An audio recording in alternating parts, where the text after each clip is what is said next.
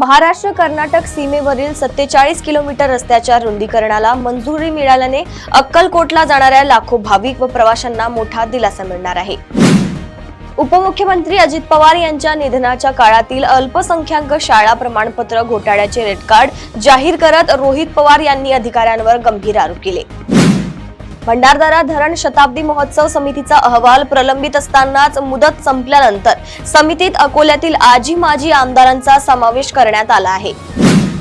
महाराष्ट्र राज्य माध्यमिक व उच्च माध्यमिक शिक्षण मंडळने प्रात्यक्षिक परीक्षांसाठी पहिल्यांदाच बाह्य परीक्षकांची अदलाबदल करून खासगी व सरकारी शाळांतील शिक्षकांची नियुक्ती बदलण्याचा निर्णय घेतलाय।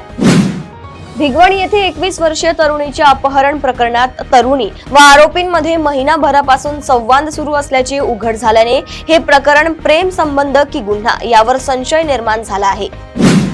मीरा भाईंदरसह शहरातील टिपू सुलतान चौकांवर टीका करत कॅबिनेट मंत्री नितेश राणे यांनी भारतीय राष्ट्रीय काँग्रेसवर निशाणा साधत अशा चौकांना हिंदू राष्ट्रात जागा नसल्याचे म्हटले आहे। ईव्हीएम हॅकिंग प्रकरणी पैशांचे आरोप 8 दिवसात सिद्ध करा, अन्यथा अब्रू नुकसानीचा दावा दाखल करू असा इशारा माजी राज्यमंत्री संजय भेगडे आणि भाजप किसान मोर्चाचे प्रदेशाध्यक्ष गणेश भेगडे यांनी दिलाय। केंद्रीय माध्यमिक शिक्षण मंडळ 10वीची परीक्षा शैक्षणिक वर्ष 2026 पासून वर्षातून 2दा घेणार असून पहिली परीक्षा अनिवार्य राहणार आहे। प्रवाशांच्या सुरक्षेसाठी महाराष्ट्र राज्य मार्ग परिवहन महामंडळकडून मुंबई सेंट्रल येथे नियंत्रण कक्ष उभारून राज्यभर एसटी स्थानकांवर 7000 सीसीटीव्ही बसवण्याचा प्रकल्प राबवला जाणार आहे।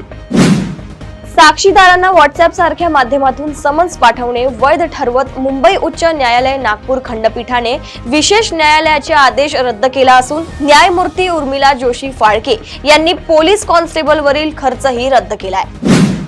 प्रदेशातील अशा टॉप 10 बातम्या मी साक्षी आपल्यापर्यंत पोहोचवत राहणार। तोपर्यंत बघत रहा देशोन्नती। नमस्कार।